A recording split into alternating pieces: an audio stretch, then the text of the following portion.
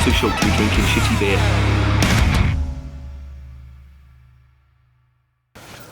Welcome to another edition of Bands, Bikes and Booze Reviews and another edition of Pints of View. I'm not having a drink tonight because I've got to pick the missus up. She's gone to a gig. She's gone to see some twat called Cy Cranston. Ever heard of him? Oh, fuck me. What a load of old shit. She had it playing in the car. Not for me. That's all I'm going to say. It's like 40s and 50s jazz type thing or whatever. Oh, mate, honestly. Not for me. I'm not going to slag my missus's taste off in music. She's an old rockabilly and she likes all that stuff, but it does my fucking Sweden. I don't like it at all. So, enough about that. Let's get on with your comments. Great review and enjoyed the rant. On a side note, sad to hear that Skinner's has gone into administration. Yeah, this is a real sad one, and I don't really want to start this video on a sad note, but it really does break my heart when I see a good brewer going into administration or going bust. And I remember reviewing the Skinner's beer when I came back from Cornwall, and it was one of the better ones that came out of Cornwall too. It was the Betty Stoggs, and I really liked it. And I do remember when I was doing research for the video, they were saying that they had real problems during COVID and there was a lot of crowdfunding that went on and it really helped them out. And I thought they were back on their feet, but unfortunately the owner put this up a while back. Steve Skinner, sole owner of Skinner's Brewery, is deeply saddened to announce that as of the week commencing Monday the 3rd of October, Skinner's Brewery will enter into administration. The firm appointed official administrators are Bishop Fleming. Yeah, that was at the start of the month, and it really did break my heart seeing that. I mean, you know, businesses fold more or less every day in this country, but when a brewery folds, that's a big thing. You know, even these little craft brewers, that's somebody's dream, and that's some people's jobs as well. And you know, I take no delight in, even a bad brewer, I take no delight in seeing them go bust, because at the end of the day, as I say, it's people's jobs. And in this day and age, it's hard to come by decent jobs, and especially if you're passionate about brewing. So hopefully, and I mean this most sincerely, hopefully the owner and his ex-employees can find something quickly and they can move on from what's happened to Skinner's. But yeah, as I say, that is a real shame. Only takes a few sips for me of an AB beverage to ruin my night and feel like shit.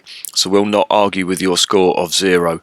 It's great to see over the last few years that craft beer has taken over the supermarkets and they don't get much room for macro. Yeah, the Budweiser video did attract a lot of attention. I think it's got something like, it's over 500 views at the moment, which in the grand scheme of things, I mean, there's beer reviewers that put reviews up and they get thousands of views in a day. That got 500 up until now. But I didn't do it for the clicks. I didn't do it for particularly to go into a rant, but I thought I should give it a review. It irks me when I see brewers like that who don't care about the product, and not only that, but they'll endorse some stuff as well that... Percy, what are you doing? Percy, stop it. I don't know what he's doing under there. I don't know whether he's knocking one out or what. But yeah, it irks me when I see them sponsoring an event in Qatar that, you know, has cost the lives of a lot of people to build these stadiums. They have questionable human rights in that country. And don't get me wrong, I'm not a bleeding heart lefty or a PC or a virtue signaller by any stretch of the imagination. I just think it's wrong. I hate the hypocrisy of the footballers taking a knee and then going out there and, you know, preaching to us about equality, and they go out there and do that. Nah, fuck off. That don't sit right with me. So that was a bit of a rant there. I'll stand by it. If anybody's got a problem with that, please put them in the comments. I don't want to bring politics into the beer reviews, but I think that deserved a mention and it got one. I'll have to try this, and I noticed the Kent accent. My dad's from Ditton, Maidstone, and my second cousin was famous singer from there called Judge Dredd. Great vid, mate. A Kent accent? Hold up, mate. This is not a Kent accent, this is a London accent. I don't know what you're hearing, but yeah, I've lived in London. Well, I lived in London for, 47 years? and I've only moved down to Kent recently, so have I started talking like the locals? I hope not. But mentioning a couple of things there, Maidstone and Ditton, yeah, just down the road. I know that well, that area well, I should say.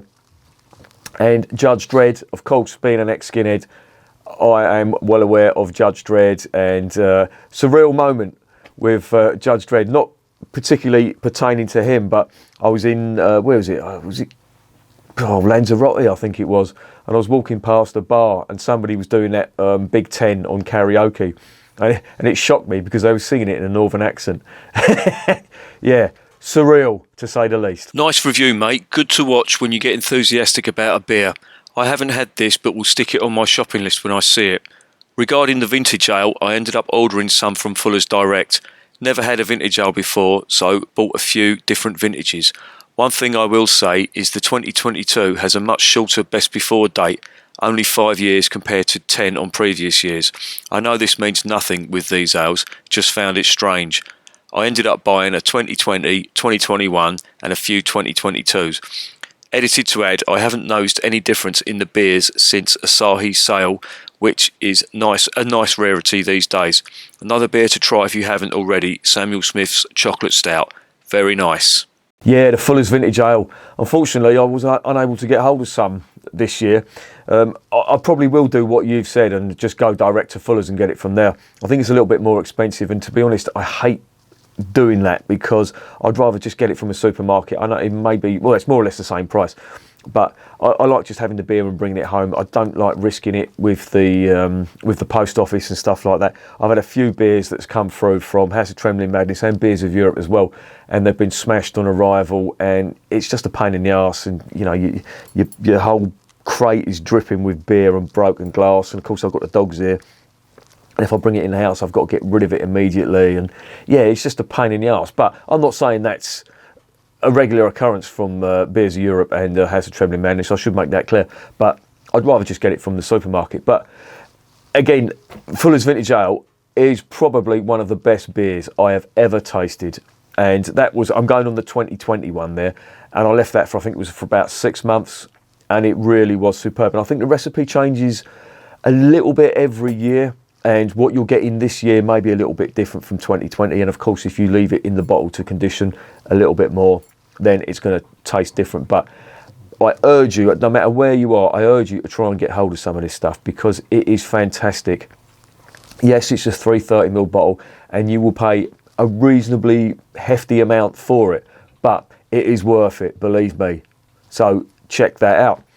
The second part of your comment, yes, the great debate about the taste of Fuller's beer. Well, let's have a look at the next comment. Great video as ever, mate. I personally think the London Porter is the best beer that Fuller's do, and it hasn't changed yet since the Asahi takeover.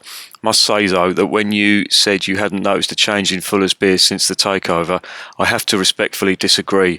Have had several pints of London Pride in multiple different Fuller's pubs of late, across London and the South East, and it is piss poor now. A pale imitation of what it was. The George and Gale Co. HSB on draft, obviously now a Fuller's own brand, had to bail me out on several occasions. Yeah, again, this is one that I've really tried to get to the bottom of, and a lot of people have said that Fuller's haven't changed their recipes at all, but they've all come back to London Pride. Some say it has changed and some say it hasn't changed. I honestly can't, but I would need to do a head-to-head test. Again, it's this thing that I have in my head where I used to compare beers from memory, and I don't think you really should do that. Now, don't get me wrong, if there's a particularly bad beer, I will not forget it. I'll remember it as being bad. But I think if you're trying to get recipe changes, that's a bit of a difficult one. You'd really need to do a head-to-head. Or you could do something that I've tried to do with Fuller's for the past year, or since they've been taken over by Asahi, and ask them outright, has the recipe changed for London Pride? So far, they've not responded. I don't know what that means. I don't know whether to take that as them saying, no, it hasn't, and that question doesn't warrant an answer, or whether it's them being cagey and saying, right, we've been rumbled here, we better keep quiet.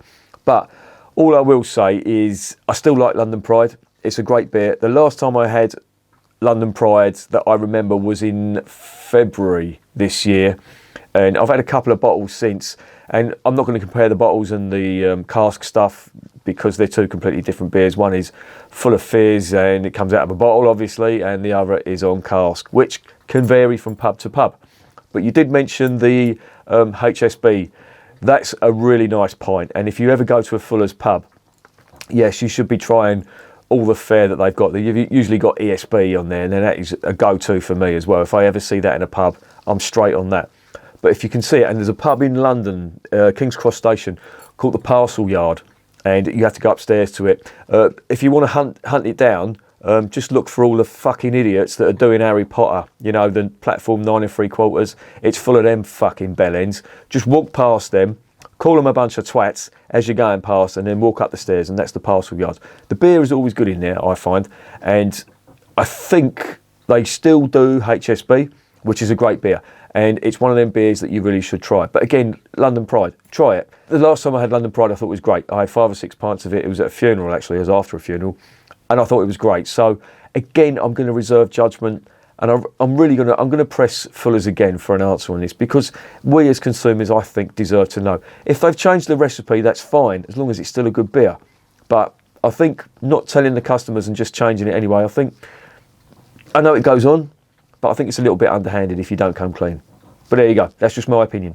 Yeah, keep the history and large amount of detail you give 10 times better than any other reviewer. At the description part of your video, having the rating, it kind of puts me off watching if the beer is shit or average. I think I would watch a lot more if you didn't have that, and it would be more exciting to see what the beer would be like. Well, you know, that's something I've always wondered about when I'm doing the description for these videos. I'm basically giving you the spoiler alert on the description, so it does make me wonder, do people look at just look at the rating and then bugger off to watch something else? So I'd like your input on that. If you don't mind, put some comments in there. Do you want me to take that description out and you just watch the video and find out there? Because as I say, it's a big spoiler, and some people may find that helpful, some people may not. But I've always thought about that, and that's a good point that you make there, because I'm sort of giving the game away before you've even watched the video. So please put it in the comments whether you want that there or not. If you don't want it there, I'll take it out. If you do, well, basically do it like a poll. The more people that say they want it, I'll leave it in, and the more people that say they don't want it, I'll take it out. It may be time to invest in a new camera. I think you have a 720 pixel camera and you upload in 1080 pixel. I tried flicking between the resolutions and noticed no difference. Also, I've only just noticed you have a fridge in the corner for some reason. I thought it was a flight case. I sometimes find odd glasses at charity shops. Oh, the dreaded camera settings. Oh, fucking hell. I have been through so much shit with this camera. I actually bought a new lens today. See this? Bought that. Fucking useless. It just doesn't focus properly. And when I say it doesn't focus properly, it's a 50mm lens. So if I was sitting, say, 2 metres away from the camera, it'd be fine, but I'm not. This is quite a small room. It's a little box room, and I've got the camera on a stand, and it's relatively close. So I can't. The lighting here it's really important to get the right lighting in here, and I've been experimenting with the lighting and moving stuff about. I even invested in one of these little things. There's a blue light here. Does that make any difference? Who knows? I'll leave it on. Might as well. But yeah, I want to get the best one right, because when I first got this camera, I just put it onto automatic focus and stuff like that, and I basically let it do its thing. And to be honest, I wasn't really happy with it, so I thought it only took me 2 fucking years. I mean, I'm having trouble working out the autofocus, but I thought, you know what, I really should sit down and get to the nitty gritty of this camera and see what it can do. So hopefully you're seeing this now in a relatively decent video playback quality, and if I like the quality, this is what I'm going to keep. I've been pissing about with the settings. I've been looking at a few YouTube videos and seeing what people say, and you know what settings they use. So a lot of it's got to do with the lighting. You know, some people say it's all down to the camera. The lighting does play a hell of a lot of a role in getting good quality videos as well. So I've been experimenting with that too. It's like fucking Blackpool illuminations in this room. You wouldn't believe it, would you? But there you go. But thanks for the input as always. And if ever there's a video that comes out and the quality's not good, please let me know. Just a little bit what you were saying about the HD. The HD sometimes takes quite a bit of time to process. So the video goes up. And I think what it'll do, YouTube do it, I think they'll put the lowest quality down, and while the video's up, they'll be processing the HD. So if you come back a little bit later, you may see the HD setting. So that's beyond my control. I think that's how long YouTube take to process HD video, because they are quite large files when they go up. My Beck's in a can is 4.9. It is usually 4.9 even in bottles, and I am from Germany. Typically not the local beer. I cannot longer stand the local beer anymore. Beck's became my favourite. Danish beers are like sugary. I liked Elephant Strong beer for some time. It tastes like banana. Fax Naja. I get drunk too fast from it, and the taste is not that. The same goes for the other Danish beer, Tuborg. Carlsberg is anyway good, just a bit like Beck's in comparison. I tried Guinness, but Germans are not adapted to that Lactreats flavour. There is a rumour English people putting poison in it. Beck's, well, yeah, I've done a few reviews on Beck's, and I can get it around the corner. The actual German stuff, it's the export stuff that's in a can, and that's 5%. But to be honest, it's not a great beer, even from Germany, and in a can as well. I mean, in the bottles, brewed under licence here by AB InBev. Fucking forget it, dump it, don't even bother. And I think it's testament to just the poor quality of the taste of the beer. You don't see it that often in shops now. Yes, you can get it in the supermarkets, but all the shops around here, the shop around the corner, as I say, it only does it in cans. The bottles, I think people have given up on it because it is just a terrible beer. So, yeah, that's my opinion on Beck's. I mean, the German Beck's in the can, if there's nothing else, you know, if they've run out of Budvar in cans and if they've run out of Kozel in cans, then that Beck's is a plan B, if you like. But it's not a great beer, even to start off with. You know, I've had it in Germany as well, and yeah, you can buy it everywhere in Germany. It's huge. I was in Bavaria a while back, and yeah, you could get it in all the supermarkets there in Germany. So yeah, it's really popular, but you know, popularity doesn't mean anything really. Yeah, the Danish beers and Carlsberg as well. I did see all your comments on Carlsberg, and I couldn't work out which one to do, and I didn't want to get bogged down in a load of them, so I'm just going to say, yeah, people generally agreed with me that Carlsberg is a shit beer, and it really is, and I managed to keep it calm in that video. But I have got a can of Carlin in the fridge. I can't review it tonight though, because I've got to pick the missus up tonight, and I don't drink and drive. Not even a fucking drop. I've taken that lesson from riding the motorbike. I don't take a drop of drink when I get on the motorbike, and I generally tend not to do it when I'm driving as well. It's just not worth it, to be honest. And you know, if you get stopped by the old bill, they're going to be asking you 1,000 questions, and yeah, you don't really want to be doing that, do you? So watch this space though. I'll probably review that tomorrow. I've even, and if I can find it, I did have somewhere. Is it down there? No, it's not. I don't know where the fucking hell that's gone.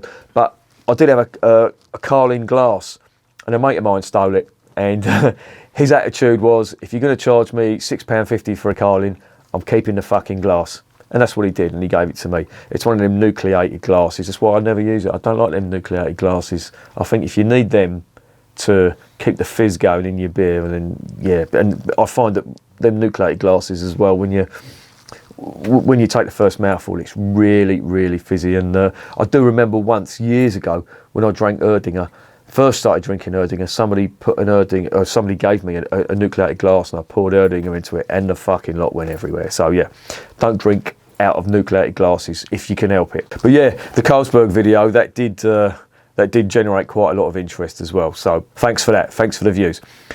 As for the British poisoning the Guinness in Germany, would we ever do a thing like that? And if it wouldn't be the British that would be doing it, it would be the Irish, because it's brewed in Ireland. And I don't know, if you've pissed off the Irish, then I don't know what you've done, but if they're poisoning it, nothing to do with us.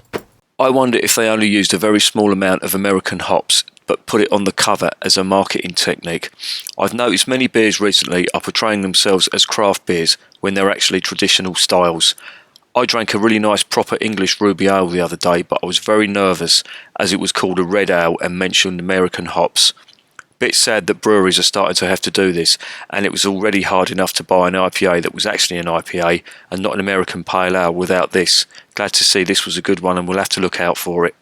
Yeah, the Burton Strong Ale, that was a real shock for me. I thought it was going to be, one of these beers that's playing on the name of Burton, which is something that Carlin does as well. I'll get onto that when I do the review tomorrow, but they've got Burton on Trent. And Burton on Trent used to be a sign of quality. I mean, it's steeped in English brewing tradition, full of English brewing history. And to put that now on a beer, a lot of the time, it is a bit of a marketing gimmick. And when I saw that, and then I saw the American hops in it as well, I thought, what are these clowns up to? And I did go into a little bit of a rant, and then I tried it, and it blew me away. It was a great beer. That's why I've kept the bottle up there. I really do recommend that beer. It's a great beer. But I like being surprised like that.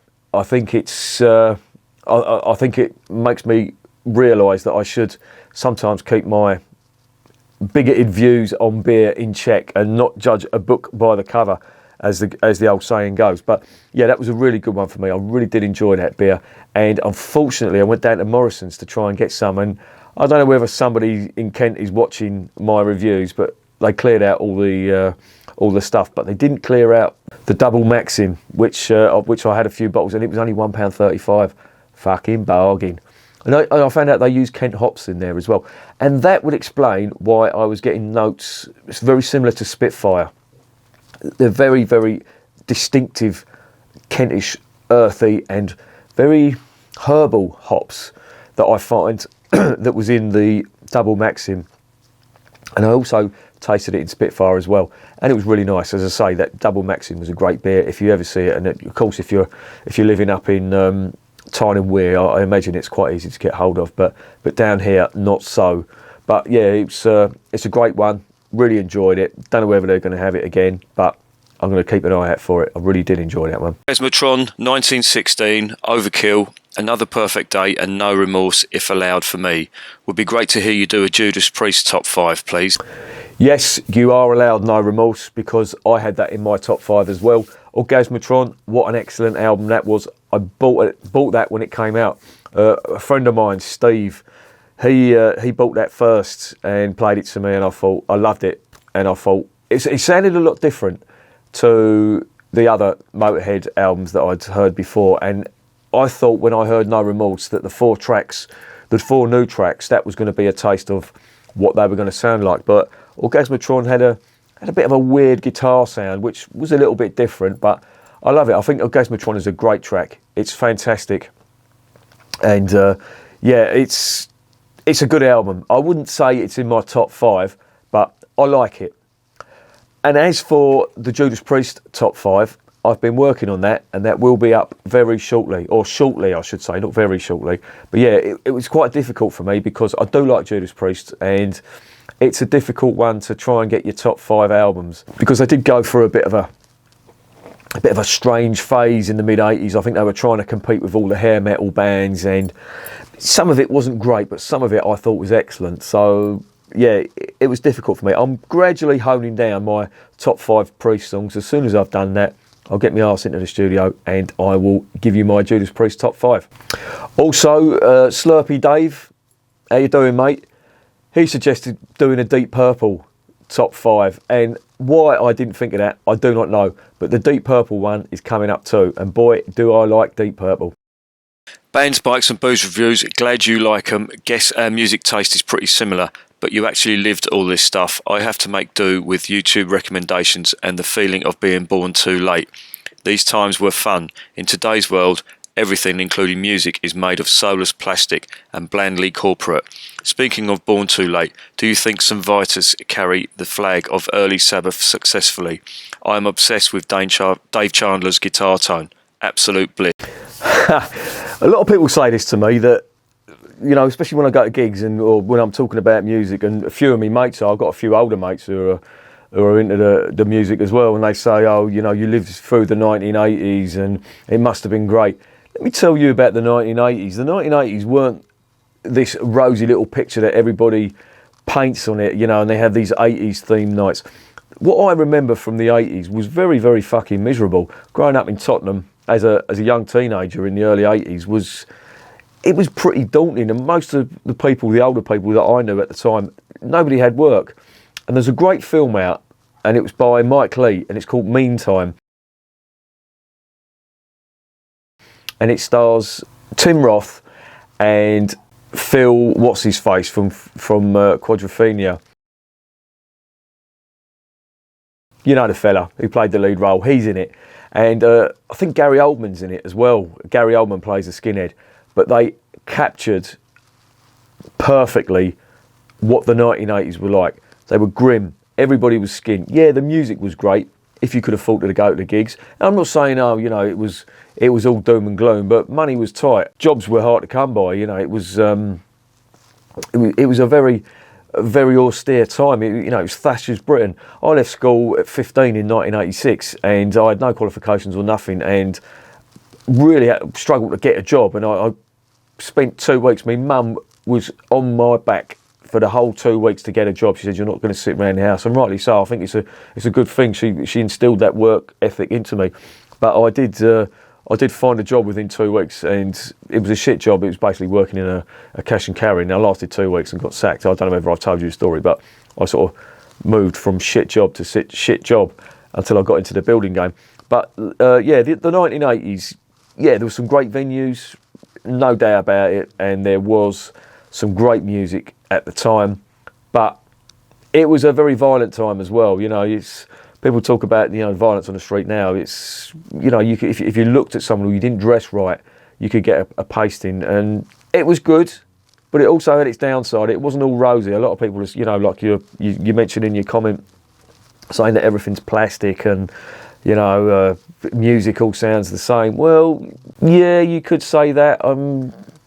There are some good bands that come out now, but I wouldn't say that it's all doom and gloom now. And in fact, even just the technology that I've got now at my fingertips to record music, that would have cost an absolute fortune, and it was only a select few that could do it. So if you had a great idea for a song, and you know, it was basically a closed shop when it came to getting, you know, because you couldn't release your own stuff. You'd have to have a lot of money, and everybody was reliant on these record companies, and these record companies were absolute shithouses. They really were.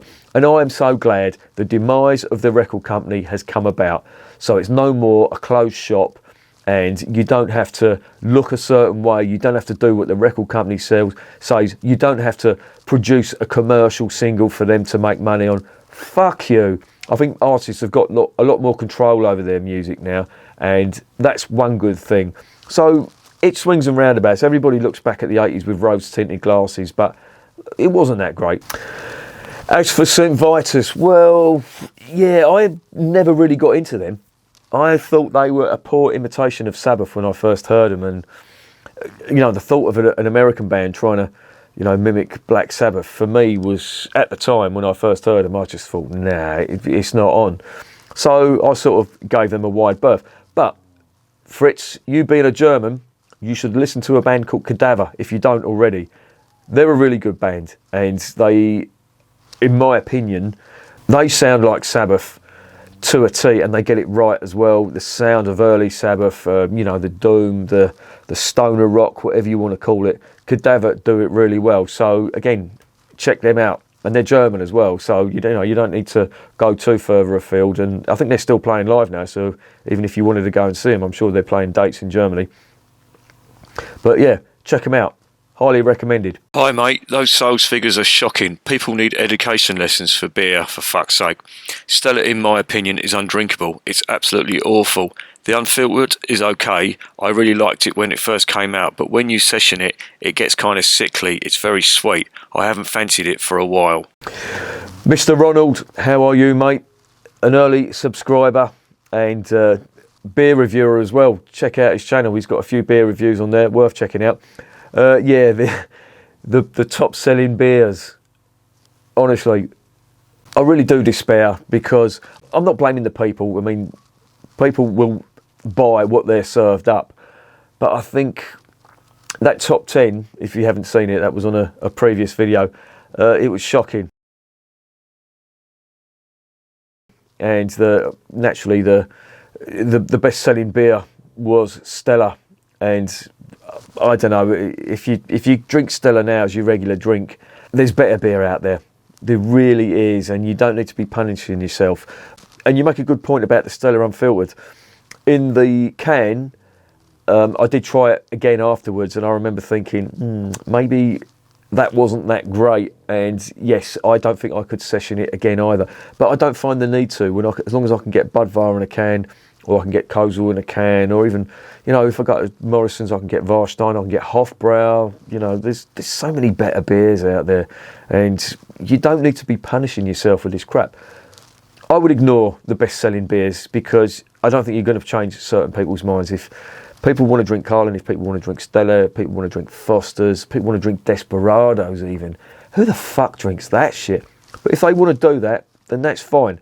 Maybe if you want to steer them in the right direction, that could work out. I remember the other day my mate Lee came round and I had a couple of bottles of Spartan that I'd gotten from Lidl, and he wasn't really into German beer, and he tried a glass of that and he absolutely loved it, and he keeps messaging me now. He's saying about Spartan beer and all that, and I think Lidl is still doing it. I think they should make that a regular thing because, again, $1.79 a bottle, that is not bad. But there is better beer out there, so it's not all doom and gloom. So don't beat yourself up too much, mate. And that is it for today. Thank you for watching. Please keep your comments coming. It's what makes this channel tick. It's what makes me keep doing this. Please keep your suggestions coming as well. I'm always open to any new suggestions, whether it be beer, whether it be improvements to the channel, whether it be suggestions on music reviews, or any tunes you want me to cover on the bass. Anything like that. Just keep them coming. If you want to subscribe, subscribe. If you don't want to subscribe, don't subscribe. It's not a big deal for me. I'm not a fucking subscription whore like some people are, begging you for likes, begging you for subscriptions and all that. I don't make a living out of this. I don't want to make a living out of this. I don't want to be under a compliment to anybody else, and I don't want to sell me soul to anyone. And remember, beer is working class champagne. What the fuck is going on? Hey? What's going on? Oh, you bastard.